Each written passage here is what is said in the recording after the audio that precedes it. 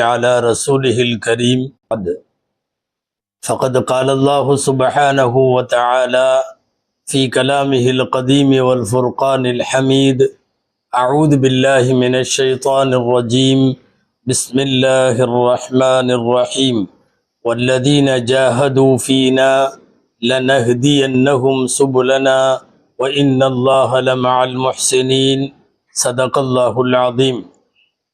அளவற்ற அருளாளனும் நிகரற்ற அன்புடையோனுமாகிய எல்லாம் வல்ல அல்லாஹுவின் பெயரால் துவங்குகிறேன்.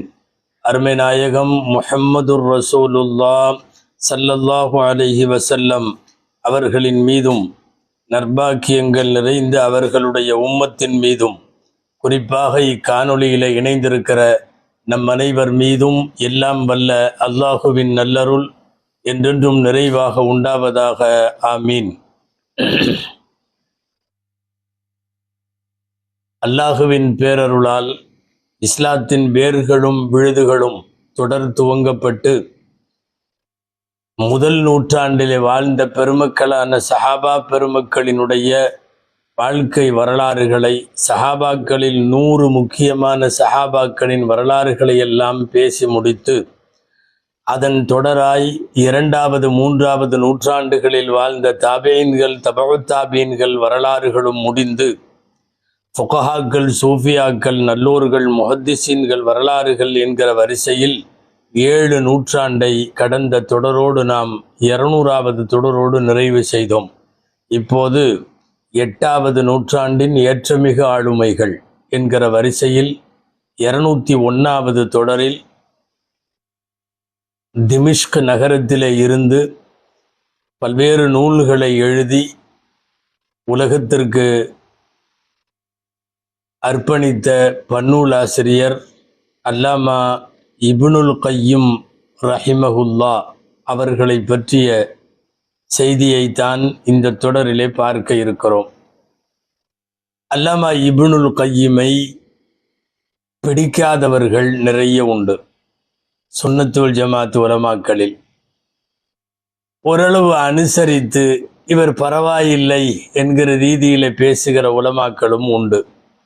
இல்லை இவர் ஆகாது, இவர் இப்னு தைமியாவுடைய மாணவர், எனவே இவரும் அதே போன்றுதான் இருக்கிறார் என்று இவரை வெறுத்தொதுக்குபவர்களும் உண்டு. இப்படிப்பட்ட பல்வேறு நிலைகளுக்கிடையில் நாம் இவர்களுடைய வாழ்க்கை வரலாற்றில் இதற்கான காரணங்களை எல்லாம் அலசி பார்க்க வேண்டும். அந்த அடிப்படையில் அரபுலகம் மிகுந்து மெச்சி கொண்டாடுகிற பெரிய ஆலிம்களில் அல்லாமா இப்னுல் கையும் அவர்களும் ஒருவர். இப்னுல் கையும் அவர்களினுடைய துவக்க காலம் என்னவோ சிலர் சந்தேகப்படுவது போல இல்லை, ஊர்ஜிதமாகவே இப்னு தைமியாவினுடைய கருத்தை இந்த உலகத்தில் அச்சு அசலாக பிரதிபலித்தவர் என்றாலும் இவருடைய அந்திம காலம், கடைசி காலம், குறிப்பாக இவர்கள் சிறையில் இருந்த நாட்களில் மிக அதிகமாக சூஃபித்துவத்தால் ஈர்க்கப்பட்டு தஸவ்வூஃப் சிந்தனை உடையவர்களாய் சூஃபியாக்களை போற்றுகிற மனிதராய் பின்னாலே மாறிப்போனார்கள் என்பதால் நாம் இங்கே இப்னுல் கையும் அவர்களை மரியாதையோடும் அவர்களுடைய கல்வி மற்றும் வணக்க வழிபாடுகளுக்கான அந்த வாஞ்சையோடு நாம் இந்த தொடரை அணுக வேண்டும். வழக்கம் போலவே தொடரில் நல்லது கெட்டது எல்லாவற்றையும் தீர்மானமாய் பேசி முடிவுக்கு வருவோம். அல்லாமா இப்னுல் கையும் அவர்கள், அவருடைய பட்டப்பெயர் ஷம்சுத்தீன், சொந்த பெயர் முஹம்மது, தகப்பனார் பெயர் அபூபக்கர். அஸ்ஸுராஇ, ஜுரா என்கிற ஊரில், இப்ப அந்த ஊருக்கு இஸ்ரான்னு பேர், ஜுரா என்கிற ஊரை சார்ந்தவர். எனவே இப்னுல் கையும் அஸ்ஸுராஇ. அத்திமிஷ்கி, திமிஷ்கிலே வாழ்ந்தவர் என்ற காரணத்தால். அல் ஹம்பலி, 4 மதுஹபுகளில் ஒன்றான ஹம்பலி மதுஹபை பின்பற்றியவர்கள் என்ற காரணத்தால். இருந்தாலும் வரலாற்றில் ஷம்சுத்தீன் என்கிற புனைப்பெயரும் காணாமல் போனது, அபு அப்துல்லா பட்டப்பெயரும் காணாமல் போனது, சொந்த பெயர் முகம்மதுவும் காணாமல் போனது, ஜுரையும் சொல்லப்படுவதில்லை, திமிஷ்கியும் சொல்லப்படுவதில்லை, ஹம்பலியும் கூறப்படுவதில்லை. வெறும் இப்னுல் கையும் அல் ஜவுசியா என்று மட்டும்தான் எல்லா வரலாற்று நூல்களும் இவரை எழுதுகிறது. அதனுடைய பெயர் காரணத்தை பின்னாலே நாம் சொல்லுவோம். இப்னுல் கையிமுல் ஜௌசியா, அல்லாஹுவின் அருளால் பெரிய ஹதீஸ்கலை வல்லுனர், பெரிய திருக்குரான் விரிவுரையாளர், பெரிய சட்ட மேதை. இதுக்கெல்லாம் மேலாக வாழ்க்கையில் பெரும்பகுதி மதுஹபுகளில் ஒன்றான ஹம்பலி மதுஹபை பின்பற்றினாலும் இடையில இவர் முஜ்தஹித் என்கிற மதுஹபுகளை தாண்டிய ஆய்வாளராகவும் இருந்திருக்கிறார் என்பது இவர்களுடைய வரலாற்றை வாசிக்கிற போது தெரிய வரும். அன்பிற்குரியவர்களே, இவர்களுடைய தகப்பனார் அபூபக்கர் அஸ்ஸுராய். இவருடைய தகப்பனார் அங்கே மதரசத்து ஜௌஜியா என்ற ஒரு மதரசா இருந்தது. ஜௌசியா மதரசா ஹம்பலி மதுஹபினுடைய சட்ட விளக்கங்களை, அதனுடைய பாடங்களை போதிக்கக்கூடிய அற்புதமான அந்த மதரசா ஜௌசியா, அதிலே இவர் நிர்வாகியாக இருந்தார். தகப்பனார் கையும் என்றால் நிர்வகிப்பவர், அதனுடைய பொறுப்பாளர் என்று அர்த்தம். எனவே அந்த மதரசா ஜௌசியாவுக்கு இவர் பொறுப்பாளராக இருந்ததால் தந்தையை அவருடைய சொந்த பெயரான அபூபக்கருங்கிற பெயரை விட்டுட்டு கையிமுல் ஜௌசியா, ஜௌசியாவுடைய நிர்வாகி அப்படின்னு எல்லாரும் சொல்லுவாங்க. ஜௌசியாவுடைய நிர்வாகி. இப்ப இவருக்கு குழந்தை பிறக்கிறப்ப அவருக்கு இப்னுல் கையிமுல் ஜௌசியா, ஜௌசியாவுடைய நிர்வாகி மகன் அப்படின்னு ஆச்சா இல்லையா? அந்த பேரே நினைச்சிருச்சு. சொந்த பேரெல்லாம் போயிருச்சு. முகமது இப்னு அபூபக்கர் போயிருச்சு, ஷம்சுத்தீன் போயிருச்சு, அபு அப்துல்லா போயிருச்சு. கடைசியில என்ன, இப்னுல் கையிம் அல் ஜௌசியா, ஜௌசியா மதரசாவுடைய நிர்வாகியுடைய மகன். இவங்க தகப்பனார் தான் நிர்வாகியா இருந்தவங்க. தகப்பனார் பெரிய ஆலிம் மட்டுமல்ல, இப்னுல் கையிம் அல் ஜௌசியாவுக்கு ஃபர்ஸ்ட் உஸ்தாது தகப்பனார் தான். தகப்பனார்கிட்ட ஓதனாங்க. குறிப்பா இல்முல் ஃபராயில் என்கிற பாகப்பிரிவினையின் சட்டங்களை எல்லாம் அல்லாமா இப்னுல் கையிம் தந்தையிடத்திலே தான் ஓதி இருக்கிறார்கள்.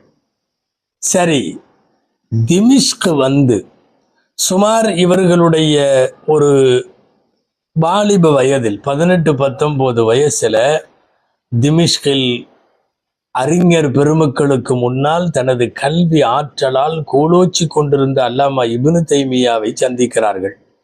நாம் கடைசியாக இது 201வது தொடர், 200வது தொடரில் இப்னு தைமியாவை 3 பாகங்களாக பேசியிருக்கிறோம். இப்னு தைமியாவை சந்தித்த பிறகு இப்னுல் கையிமினுடைய தடம் மாறுகிறது. அதுவரை இவருக்கு இருந்த கருத்துக்கள் எல்லாம் இப்னு தைமியாவினுடைய கருத்துக்களால் மாற்றம் பெறுகிறது. இப்னு தைமியாவால் அவர் ஈர்க்கப்படுகிறார். எந்த அளவுக்கு ஆச்சுன்னா, ஹம்பலி மதுஹபை கூட விசாரணைக்கு உட்படுத்தினார். குர்ஆன் ஹதீஸுக்கு ஒத்து வராத இடங்களில் நான் மதுஹபை ஏற்க மாட்டேன் என்பது போன்ற சில இப்னு தைமியாவுக்கு இருந்த பிடிவாதங்கள் இவருக்கும் எடுத்துக்கொண்டது. ஏன்னா இப்னுல் தைமியாவுக்கும் சரி இப்னு கையிமுக்கும் சரி 2 பேர்த்துக்கும் ஒரு பொதுவான ஒரு பாணி இருந்தது. என்னன்னா, குர்ஆன்ல இருக்கணும், ஹதீஸ்ல இருக்கணும், சஹாபாக்களினுடைய அபிப்பிராயத்துல சலஃபுகள்கிட்ட இருக்கணும். இது அல்லாமல் சட்ட முன்வடிவாக வருகிற எதையும் ஏற்க மாட்டோம். நல்லா சொல்றதுன்னா, இன்னைக்கு நாமெல்லாம் சொல்றோம்ல, குர்ஆன், ஹதீஸ், இஜ்மா, கியாஸ்ன்னு 4 சொல்றோம். மார்க்க சட்டத்தினுடைய மூல அடிப்படைகள், மூலாதாரங்கள். இந்த மூலாதாரத்துல கியாஸ் என்கிற இடத்தில் தான் 4 இமாம்கள் எல்லாம் வருவார்கள். கியாஸை அவ்வளவு சீக்கிரமாக இவர்கள் ஏற்பதில்லை என்பதுதான் சுருக்கமான கருத்து. 691 ஏறத்தாழ 7வது நூற்றாண்டு முடியுது. இன்னொரு 7-8 வருஷத்துல. அப்ப பிறக்கிறாங்க இப்னுல் கையிம். சஃபர் பிற 7. இவர்கள் பிறந்தது ஜுரா என்கிற கிராமம் என்றும், இல்லை தந்தை தான் ஜுரா, இவர் திமிஷ்கிலே தான் பிறந்தார் என்றும் பல்வேறு கருத்துகள், இருவேறு கருத்துகள். இப்னு தைமியாவுக்கு கொடுக்கப்பட்டது போன்று இவருக்கும் ஷேகுல் இஸ்லாம் என்று பட்டம் கொடுத்தார்கள். இவர் சஃபருல் முதஃபர் மாதம் 7வது நாள் பிறந்தார். அதாவது இந்த ஈசவி கணக்கின் பிரகாரம், ஆங்கில ஆண்டின் பிரகாரம் 1292 ஜனவரி 28ஆம் நாள் பிறந்தார்கள் என்றெல்லாம் அல் வாஃபி பில் வஃபயாத் என்ற கிதாபில் இவர்களுடைய பிறப்பு குறித்து, ஊர் குறித்த செய்திகளிலே உண்டு. இவங்க வருங்காலத்துல கல்யாணம் பண்ணி இவங்களுக்கு இப்னுல் கையிமுக்கு பிறந்த குழந்தை, அவர் புர்ஹானுத்தீன் பேரு, ஆனாலும் அவருக்கும் இப்னுல் கையிம் தான் சொல்லுவாங்க. புர்ஹானுத்தீன் இப்னுல் கையிம் அல் ஜௌசியா என்று சொல்லுவார்கள். அன்பிற்குரியவர்களே, ஒரு சிறந்த கல்வியாளர், சந்தேகமே இல்லை. இப்னுல் கையிமினுடைய கொள்கை ரீதியாக நமக்கும் முரண்பாடுகள் இருக்கலாம். இப்னுல் கையிமினுடைய துவக்க வாழ்வும் கடைசி வாழ்வுக்கும் இடையில பெரிய வேறுபாடு உண்டு. கடைசி வாழ்வு சுன்னத்து வல் ஜமாத் உலமாக்களோடு சற்று அனுசரணையோடு முடிந்திருக்கிறது. துவக்க வாழ்வு மூர்க்கத்தனமாக எதிர்ப்பு மட்டுமல்ல, இப்னு தைமியாவோடு சிறை சென்றவர்களில் இவரும் உண்டு. முரண்பட்ட கருத்துக்கள் எல்லாம் இருந்தாலும் அன்பிற்குரியவர்களே, உலமாக்களுக்கு தெரியும் அபாரமான ஆற்றல் அல்லாமா இப்னுல் கையிமுக்கு உண்டு. குறிப்பாக இவர் பிந்தைய காலத்தில் தசவுஃபை குறித்து எழுதிய எழுத்துக்கள் இந்த உலகத்தில் பாதுகாக்கப்பட வேண்டிய முத்துக்கள். ரூஹை குறித்து, நப்சை குறித்து, ஆன்மாவை குறித்து, நப்சின் பாதைகளை, பயணங்களை குறித்து, அல்லாஹுவை போய் சேருவதை குறித்து இவர் எழுதிய இப்னுல் கையிமின் எழுத்துக்கள் இன்றளவும் நூலகங்களில் வாழ்ந்து கொண்டிருக்கிறது. ஒருத்தர் மிகப்பெரிய ஆலிம், அபாரமானவர் என்று முடிவு செய்ய அவர்களுடைய மாணவர்களை பார்க்க வேண்டும். எப்படிப்பட்ட மாணவர்களெல்லாம் இவர்களிடமிருந்து உருவானார்கள். எக்கச்சக்க நூல்களை எழுதிய அல்லாமா இப்னு ரஜபுல் ஹம்பலி இவருடைய மாணவர். இந்த உலகத்திற்கே தப்சீரையும் வரலாற்றையும் சொல்லிக் கொடுத்த அல்லாமா இப்னு கதீர் இவர்களுடைய மாணவர். இப்னு கதீர் என்றவுடன் உங்களுக்கு தப்சீரை இப்னு கதீர் நினைவுக்கு வரும். அற்புதமான குர்ஆன் விரிவுரை, ஹதீஸுகளின் ஒளியில் குர்ஆனை அணுகுவது எப்படி, அதுதான் இப்னு கதீர். மட்டுமல்ல, அல் பிதாயா வன் நிஹாயா என்று உலக சரித்திரத்தை உள்ளங்கைக்குள்ளே அடக்கியது போன்ற ஒரு நூல். இதுவெல்லாம் எழுதிய இப்னு கதீர் திமிஷ்கி இவருடைய மாணவர். ஃபைரோசாபாதி என்று சொல்லுவார்களே, மஜிதுத்தீன் ஃபைரோசாபாதி இவர்களுடைய மாணவர். இவ்வளவு ஏன், ஷாஃபி மதுஹபினுடைய புகழ்பெற்ற உலமாக்கள் இப்னு நகீபு ஷாஃபிஈ ரஹ்மஹுல்லா இவங்கெல்லாம் இவருடைய மாணவர். ஏன், ரசூலுல்லாவுடைய காலத்தில் தொடங்கி இஸ்லாமிய உலகின் வரலாறு முழுமையும் எடுத்து கொடுத்த சரித்திர புருஷர் என்றும் வரலாற்று வல்லுநர் என்றும் வர்ணிக்கப்படுகிற அல்லாமா தஹபி இவருடைய மாணவர்.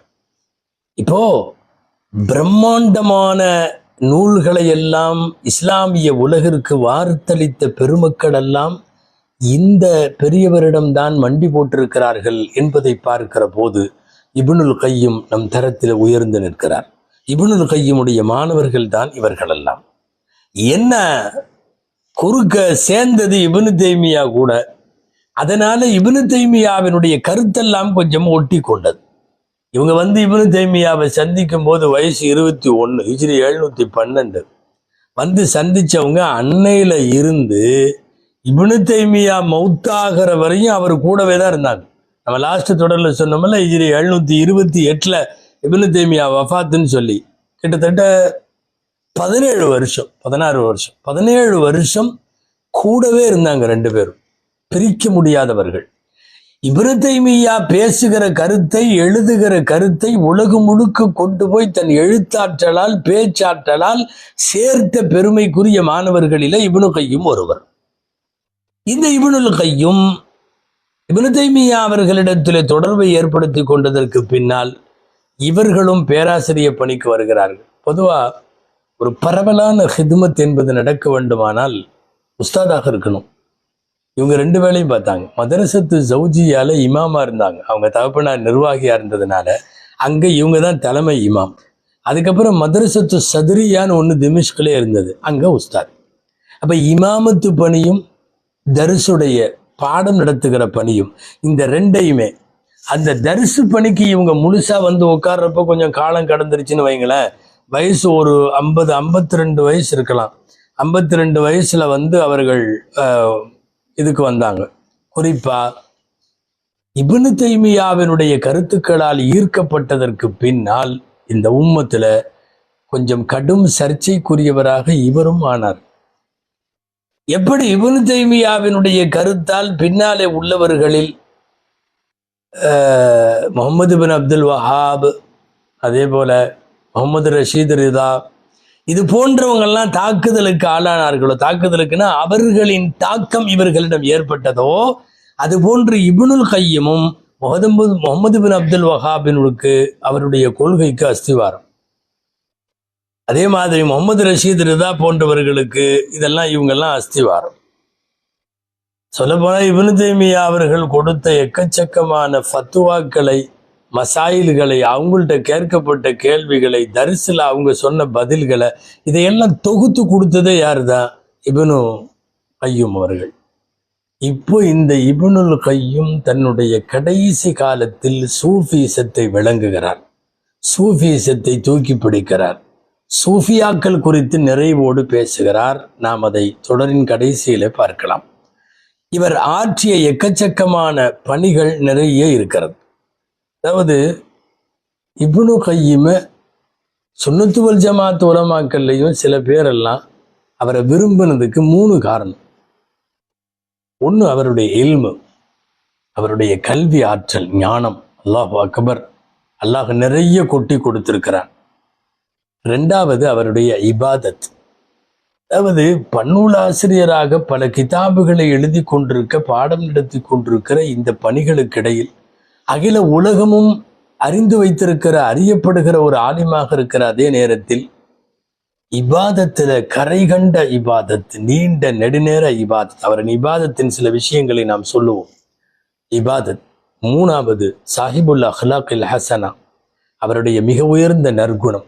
இந்த 3 காரணங்களுக்காகத்தான் அவரை பிடிக்கிறது. எல்லாத்துக்கும் பிடிக்குது அவருடைய இந்த காரணங்களா. அவருடைய இல்மு, அல்லாஹு அக்பர், அவர் எழுதிய 100க்கும் மேற்பட்ட கிதாபுகள் சாட்சி. சரியா கையில கிடைச்சிருக்கிற கிதாபுகள் 98 கிதாபுகள் நம்மள்ட. 98 கிதாபுகளையும் வரலாற்று ஆசிரியர்கள் அது எத்தனை சஃபா, என்ன சூழ்நிலை, எதுக்காக தொகுக்கப்பட்டது, குறிப்புகளோடு தந்திருக்கிறார்கள். ஒரு மனுஷன் வாழ்க்கையில ஒவ்வொரு கிதாபும் பல 100 பக்கம், 98 கிதாபை எழுதி வாழ்ந்து முடிச்ச வயசு என்னவோ 60 தான்.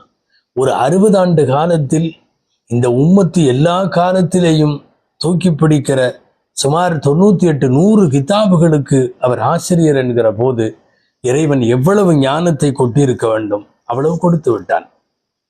அவருடைய கிதாபுகளை குறித்தும் அதில் பிரபலமான நூல்கள் எது, சர்ச்சைக்குரிய நூல்கள் எது என்பதையெல்லாம் நாம் தொடரின் கடைசியில சொல்லுவோம். 2வது அவருடைய அஹ்லாக்குகள். இப்னுல் கையிமினுடைய நண்பர்கள் சொல்லுகிறார்கள், ஏன் அவருடைய மாணவர் இப்னு கத்தீர் ரஹிமகுல்லா சொல்லுகிறார்கள், அவருடைய மாணவர் அல்லாமா இப்னு ரஜப் அல் ஹம்பலி ரஹிமகுல்லா சொல்லுகிறார்கள், வாழ்க்கையில ஒருத்தருக்கும் தொந்தரவு கொடுக்காம 60 வருஷமும் வாழ்ந்தவர் இப்னுல் கையிம். ஏங்க, நம்முடைய கையினால, நம்முடைய நாவுனால, நம்முடைய சேட்டை குறும்புனால ஒருத்தங்கூட பாதிக்கப்படாம இந்த உலகத்துல வாழ்றதுங்கிறது எவ்வளவு பெரிய வாழ்வு தெரியுமா? சொல்ல போனா அது மெஞ்ஞான வாழ்வு. ஒருத்தர் மேலையும் அவர் வாழ்க்கையில பொறாமைப்பட்டதில்லை. ஒருத்தர் மேலை லா யூதி அஹதன் வலா யஹ்சுது அஹதன். இதெல்லாம் அவரை பத்தி அவருடைய மாணவர்கள் எழுதி தருகிறார்கள். அடுத்து அவருடைய இபாதத். மிகப்பெரிய திருக்குரான் விரிவுரையாளர் அல்லாமா இப்னு கத்தீர் ரஹிமஹுல்லாஹ் சொல்றாங்க, நான் வாழ்ற காலத்துல இப்னுல் கையிமை விட இபாதத்தை செய்யற ஒருத்தரை பார்க்கல. கூடி இருக்கிறவங்களும் குடும்பமும் நட்பும் சுற்று வட்டாரமும் அவருடைய தொழுகையை பற்றி திட்டி, இவ்வளவு நீளமான ருக்கு தேவையா, இவ்வளவு நீளமான சுஜூது தேவையான்னு திட்டி இருக்கிறது எல்லாம் நான் பார்த்துருக்கேன். தஹஜ்ஜத் தொழுகிறதுக்கு நின்றாலும் சரி, அவர் கியாம், அவர் ருக்கு, அவர் சுஜூத் எல்லாம் அவ்வளவு நீட்டுவார். ஊரே திட்டிய போதும் கூட தன் இபாதத்தின் பாணியை அவர் மாற்றிக்கொள்ளவில்லை என்று இப்னு கத்தீர் ரஹ்மஹுல்லாஹ் அல் பிதாயா வன் நிஹாயாவிலே இவரை பற்றி எழுதுகிறார். அவர்களுடைய இபாதத்து ரொம்ப ஆச்சரியமானது. அவர்களுடைய தஹஜ்ஜுதும் அவர்களுடைய நீண்ட நெடுநேர இபாதத்துகளும் என்னுடைய வாழும் காலத்தில் நான் இப்படி பார்த்ததில்லை என்று சொல்லுகிறார். அடுத்து அவர்களுடைய இல்மு. முன்னோர்கள் பின்னோர்கள் எல்லாருடைய கிதாபுகளையும் பூரா படிச்சு முடிச்சு செரிச்சிருக்கிறார், ஜீரணமாயிருக்கார். ஒரு சில பேர்த்திட்ட இந்த நகை சேமிக்கிறது, இப்போ பெண்கள்கிட்ட எல்லாம் நகை சேமிக்கணும், சேலைகள் சேமிக்கணும், ஒவ்வொருத்தட்டையும் ஒவ்வொரு சேமிப்பு இது இருக்கும். இந்த இல்முல ஷவுக்கு உள்ளவங்கள்ட்ட கிதாபு சேமிக்கணும்னு ஆற்றல் வரும், ஆசை வரும். இப்னுல் கையிம் அந்த காலத்துல உலகத்துல இருந்த கிதாபை பூரா வாங்கி சேகரிச்சிருக்காரு. எப்பவுமே கிதாபுகளுக்கு மத்தியில தான் உட்காந்துருப்பார். அவரை போய் பார்க்கறதுனா கிதாபுகளுக்கு மத்தியில தேடணும், எங்க இப்னுல் கையிம். அவ்வளவு கிதாபுகளையும் சேகரித்து வச்சிருக்காரு. அவங்க எழுதுறாங்க, மக்கள் குடும்பத்தை எல்லாம் விட அவர் மௌத்தா போகும்போது ஒரு பெரிய லைப்ரரியை விட்டுட்டு மௌத்தாயிட்டாரு. எந்த அளவுக்குன்னா அவருடைய தலைமுறை தாண்டிய வாரிசுகள் கொஞ்ச காலத்துக்கு அப்புறம் கித்தாபை வித்து வித்து சாப்பிட்டு இருக்கிறாங்க. கித்தாபை வித்து வித்து அவர் விட்டுட்டு போனதுல இருந்து சாப்பிட்டு இருக்கிறாங்க அவருடைய மௌத்துக்கு பின்னால். இதெல்லாம் அல்லமா இப்னு ரஜப் அல் ஹம்பலி ரஹிமகுல்லா அவர்கள் எழுதியிருக்கிறார்கள். ஆரம்பத்தில எல்லாம் ஹம்பலி மதுஹபை பின்பற்றிய மதரசாவில் ஓதுனதெல்லாம் ஹம்பலி மதுஹப் தான். இவர் கொடுத்த ஃபத்வாக்களும் ஹம்பலி மதுஹப் தான். என்னைக்கு இப்னு தைமியாவுடைய கனெக்ட் ஆச்சோ அன்னையோட சரி. அப்புறம் சொந்த மதுஹபையே அது குர்ஆன் ஹதீஸுக்கு எங்காவது முரண்படுகிறது என்று சொல்லி அதை விமர்சிக்கக்கூடிய ஒரு சூழ்நிலைக்கு வந்தார். குறிப்பா இப்னு தைமியா கூடயே ஜெயிலுக்கு போயிட்டார். இவருடைய வயசு அப்போ 35. எந்த விஷயத்துல? ஜியாரத்துக்கு போகக்கூடாதுங்கிற விஷயத்துல 3 இடங்களை தவிர. நம்ம இப்னு தைமியா இதுல வரலாறுல சொன்னோம்ல, அல் மஸ்ஜிதுல் ஹராம் காபா, மஸ்ஜிதுல் நபவி மதீனா, அல் மஸ்ஜிதுல் அக்ஸா பைத்துல் முகத்தஸ், இந்த 3 இடத்தை தவிர ஜியாரத்துக்குன்னு சொல்லி போகக்கூடாதுங்கிற கருத்தை சொல்லி திமிஷ்கில் முஸ்லிம் உம்மத்திலே கொந்தளிப்பை ஏற்படுத்திய இப்னு தைமியா அந்த கருத்துல இவரும் உடன்பட்டார். எனவே இவரும் சிறை போனார். விசாரணையில இவரும் அவரோடு ஒத்துழைத்து இருந்த காரணத்தால் உள்ள போயிட்டார் ஜெயிலுக்குள். இது இப்னு தைமியா கூட ஜெயிலுக்கு போனது அவருடைய கருத்தோடு உடன்பட்டதாலா இல்ல தனியா இவர் ஏதாவது பேசியா அப்படின்னு 2 கருத்து இருக்கு. என்னன்னா, ஊர்ல சில பேர் அங்கதானே பக்கத்துல ஹலீல் இப்ராஹிம் அலி இஸ்லாமுடைய கபரை ஜியாரத்து பண்ண போயிருக்காங்க. கபருல் ஹலீல் அங்க ஃபேமஸ். யாரா இருந்தாலும் தங்களுடைய நல்ல கெட்ட விஷயத்துல போய் இப்ராஹிம் அலி இஸ்லாம் கபரை ஜியாரத்து பண்ற பழக்கம் அந்த பகுதியிலே இருக்கிறது. யாரோ போய் இப்ராஹிம் அலி இஸ்லாத்தை ஜியாரத்து பண்ணிட்டு வந்தாங்கன்னு சொன்ன உடனே இவர் சொல்லியிருக்காரு அப்படியெல்லாம் பண்ணக்கூடாதுன்னு. பிரச்சனை தொடங்கிருச்சு. ஒரு நபி மட்டுமல்ல, இந்த உம்மத்துக்கு அபு. நம்மளை பார்த்து அல்லாஹு தஆலா அனித்தபி மில்லத்தை இப்ராஹிம ஹனீஃபா, இப்ராஹிமை பின்பற்றுங்கன்னு சொல்றான். அவர் தூய்மையானவர்னு சொல்றான். அவர் தான் நமக்கான ரோல் மாடல்னு சொல்றான். ஸல்லல்லாஹு அலைஹி வஸல்லம் அவர்கள் இப்ராஹிம் அலைஹிஸ்ஸலாத்தை பத்தி நான் என்னுடைய தந்தை இப்ராஹிமின் துஆவாகும் எல்லாம் சொல்றாங்க. அப்போ நம்முடைய ஆன்மீக தந்தைகள்ல முக்கியமான தந்தை நமக்கு அந்த அடிப்படையில் இருக்கிற இப்ராஹிமை போய் ஜியாரத்து பண்ணிட்டு வந்த உடனே இவர் இப்படி சொல்லிட்டாரேங்கிறதுக்காக இவரை அரெஸ்ட் பண்றாங்க. அப்போது ஹனஃபிகளுக்கென்று காதி, ஷாஃபிகளுக்கென்று காதி. இதுல என்ன பியூட்டினா, எல்லா காதிகளுமே இவரை சிறையில் அடைப்பது என்று முடிவு செய்து விட்டார். முடிவு செஞ்சு என்ன ஒரு வருத்தம், மார்க்க ரீதியாக ஏற்பட்ட முரண்பாடுகள் அன்றைக்கு இருக்கிற ஒரு வரட்டு பிடிவாதத்திலேயோ என்னமோ தெரியல, கொஞ்சம் கடுமையாகத்தான் நடந்தது. அதாவது ஜெயில போடுறதுன்னு முடிவெடுத்தா சிறையில போடணும். இப்னு தைமியா விட கொஞ்சம் கூட இவர் கஷ்டப்பட்டார். என்ன தெரியுமா, இவரை சாட்டையாலே அடித்தார்கள். குச்சி வச்சு லத்தி சார்ஜ்ன்றாங்கல்ல, அதெல்லாம் அடிச்சாங்க. அடிச்சதுக்கு அப்புறம் இவர் ஜியாரத்தை மறுத்தவர் என்பதென்ற காரணத்தாலே ஊருக்குள்ள அவமானப்படுத்துவதற்காக கழுதையிலே அமர வைத்து ஊர் சுற்ற வைக்குதல் என்று ஒரு பழக்கம் அந்த காலத்தில் இருக்கிறது. நாம இங்க நாட்டுல கரும்புள்ளி செம்புள்ளி குத்தி கழுதை மேல உட்கார வச்சு ஊருக்குள்ள விடுறது அப்படின்னு சொல்லி, அதாவது ஊர் குற்றம் செய்தால் அப்படி செய்யறதுன்னு ஒன்று இருக்கல்ல, அந்த மாதிரி இப்னுல் கையிமை கழுதையிலே அமர வைத்து ஊர் முழுக்க அவரை வட்டம் அடித்தார்கள். பின்னாலே சிறுவர்கள் கேலி செய்தார்கள். இப்போ சிறை வாழ்க்கை, லத்தியிலே அடி வாங்கியது, சாட்டையிலே அவர்களை அடித்தது, அதுக்கப்புறம் கழுதை மீது அமர வைத்து ஊரை சுற்றியது, இதெல்லாம் பண்ணி ஜெயிலில் போட்டவங்க இப்னு தைமியா மௌத்தாகிற வரை இவர் வெளியே வரல, இப்னு கையும் வெளியே வரல. சரியா இப்னு தைமியா வஃபாத் ஆகி, நம்ம கடந்த தொடர்ல பேசணும், இப்னு தைமியா வஃபாத் ஆகி ஒரு 22 நாள் கழிச்சு அவரையும் விட்டுருங்கப்பா அப்படின்னு சொல்லி மன்னர் சொல்லி அதற்கு பிறகுதான் அவர் வெளியே வருகிறார்.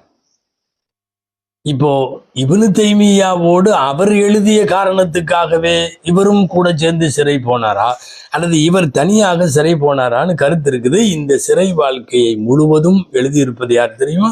அல்லமா தஹபி ரஹிமஹுல்லாஹ், வரலாற்று ஆசிரியர் மட்டுமல்ல, இவருடைய மாணவர். இப்படி சிறை சென்றதுல ஜியாரத்தை மறுக்கிற போது இந்த உம்மத்து கொந்தளித்து விடுகிறது. இன்னைக்கும் கூட இங்கே சில பேர் இப்னுல் கையிமுடைய தகப்பனார்கள்லாம் இங்கதான் இருக்கிறாங்க. இப்னுல் கையிமை விட அதாவது ஒத்த வார்த்தையில கெட்ட வார்த்தை மாதிரி ஒரு பேர் வச்சிருக்கிறான். அதுக்கு சமாதி வழிபாடு அப்படின்னு சொல்லி ஒரு பேர். இந்த வார்த்தையை எவன் கண்டுபிடிச்சானோ அவன் நல்லா இருக்க மாட்டான்.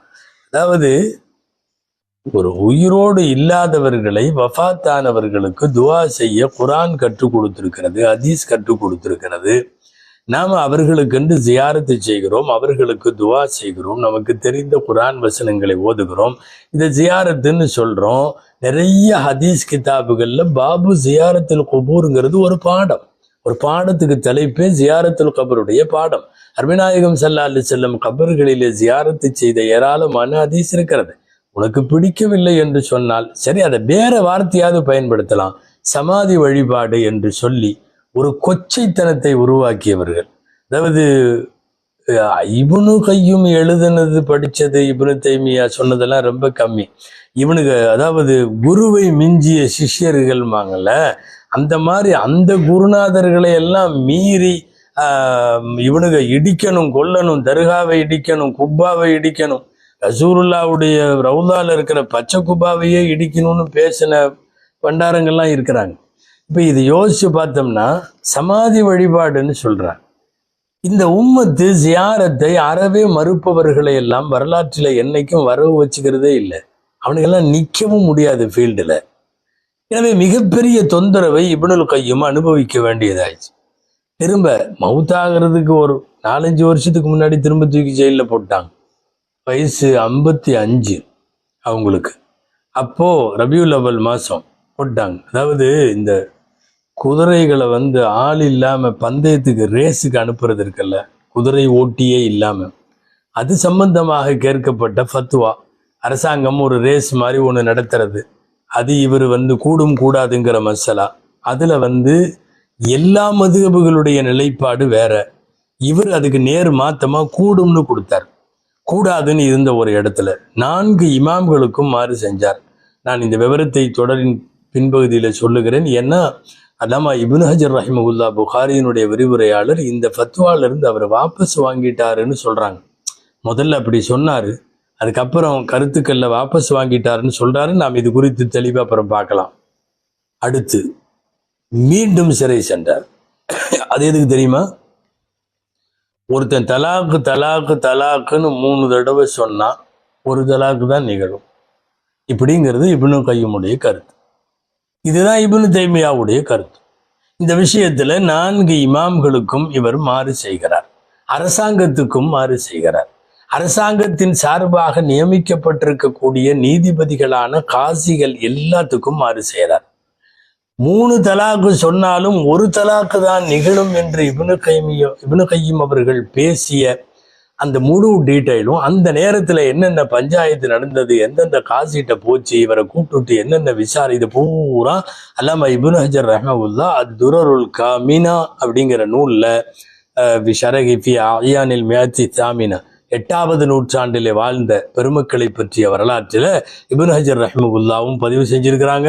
கிதாபு தைல் அலா தபகாத்தில் ஹனாபிலா, ஹம்பலி மதுஹபினுடைய பெருமேதைகளினுடைய வரிசைகள் எழுதினது அல்லாமா இப்னு ரஜப் அல் ஹம்பலி, அவங்களும் இதை பதிவு செஞ்சிருக்கிறாங்க.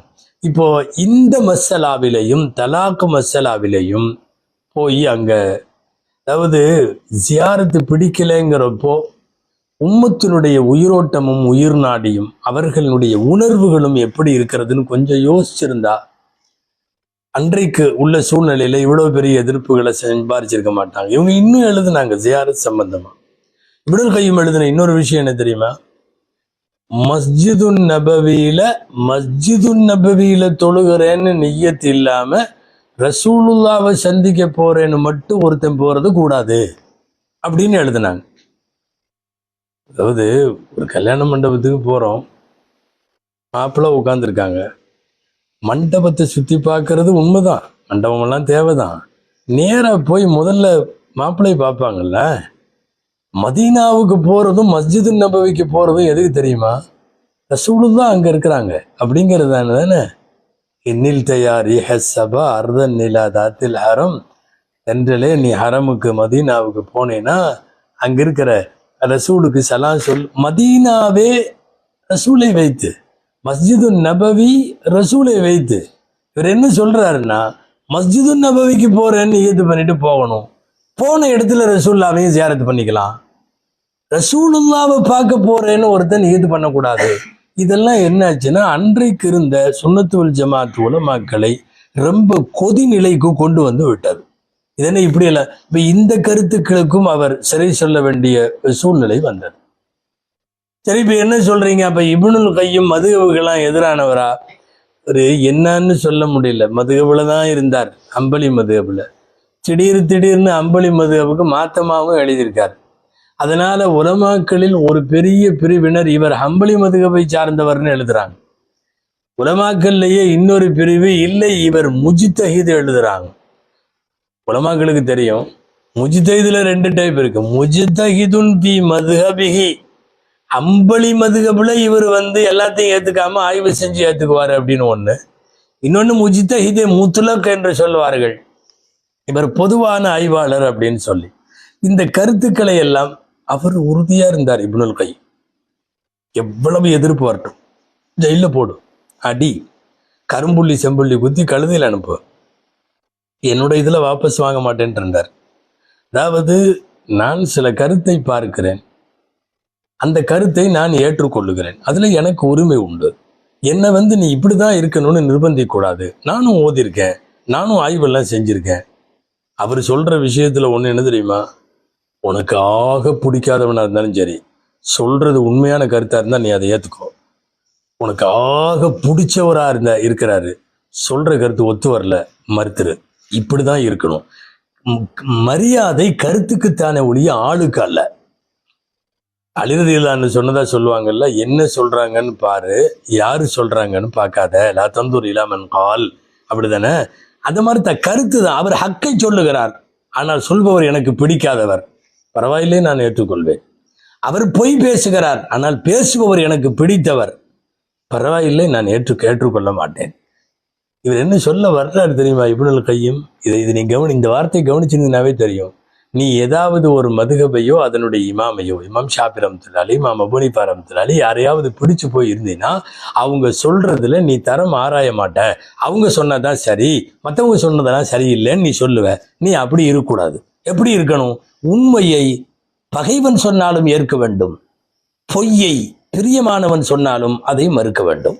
இக்பலில் ஹக்க மிம்மன் காலஹு வலவ் கான பகீதன். அடுத்த வார்த்தை ருத்தல் பாத்தில அலாமன் காலஹு வலவ் கான ஹபீபன். இது மதாரிஜு சாலிக்கின்னு ஒரு கிதாப் எழுதியிருக்கிறாங்க இப்னுல் கையும். அதுல அதுவும் பேரைத்தான் பெருசு வச்சிருக்காங்க, மதாரிஜு சாலிக்கின் பைன மனாசிலி இய்யாக நஅபுது வ இய்யாக நஸ்தஈன். இய்யாக நஅபுது வ இய்யாக நஸ்தஈனுடைய ஸ்டேஷன்கள், நிலையங்களுக்கு மத்தியிலே முன்னோர்கள் சாலிக்கின்களினுடைய படித்தரங்கள் அப்படின்னு பேரே அவ்வளோ பெருசு. அந்த கிதாபில் இந்த சம்பந்தமான எல்லாவற்றையும் எழுதுகிறார்கள். ஆக சுருக்கமாக அதனால தான் இவரை மதுகபை பின்பற்றுபவர் என்றும் சொல்லுகிறார்கள், மதுகபை மறுப்பவர் என்றும் சொல்லுகிறார்கள். கடைசியா இதனுடைய எல்லா விஷயங்களையும் டீட்டெயில் நம்ம பார்க்கணும். இந்த தொடர்ல முடிக்க முடியாத அடுத்த தொடர் தான். அவர் சூஃபியாக்களை பற்றி நிறைய எழுதியிருக்கார். ஆரம்ப காலத்துல எல்லா சூஃபியாக்களும் கொதிப்படைகிற மாதிரி எழுதினார். அவர்கிட்ட சூஃபிகள் என்பதற்கு முதல் அர்த்தம் என்ன தெரியுமா? அஸ்ஸுஹுது, உலகத்தை துறக்கணும், துறந்தாத்தான் சூஃபி. இது அவருடைய ஃபர்ஸ்ட் ஸ்டெப்பு. அதுக்கப்புறம் எழுதினாரு பாருங்க, சூஃபியாக்கள்ல 3 வகை இருக்கு தெரியுமான்னாரு. அதுதான் ரொம்ப கொதிநிலையை உண்டாக்கியது. அந்த கொதிநிலையை உண்டாக்கிய போது அதற்கு யாரெல்லாம் எதிர்ப்பு தெரிவிச்சாங்கன்னு நம்ம பின்னாடி பார்க்கலாம். இவரை புகழ்ந்தவங்க யார் யார், இவரை திட்டுனவங்க யார் யார், ஜெயிலில் போட்டப்ப இவருடைய சூழ்நிலை எல்லாம் என்ன? அதாவது இவ்வளவு பெரிய எழுத்தாளர், உண்மையாலுமே அவர் கிதாபை வாசிக்கிற போது சில இடம் புல்லரிக்கும். ஏன்னா இந்த உம்மத்துல சில சப்ஜெக்டை கை வச்சது அவர் மட்டும்தான். அப்படி சில இடங்கள் இருக்கிறது. அந்த குறிப்புகளையும் இன்ஷா அல்லாஹ் நாம் வரும் தொடரிலே பார்ப்போம். அவர் எழுத்திலே நம்மை ஈர்த்தது எது என்பதையும் பார்ப்போம்.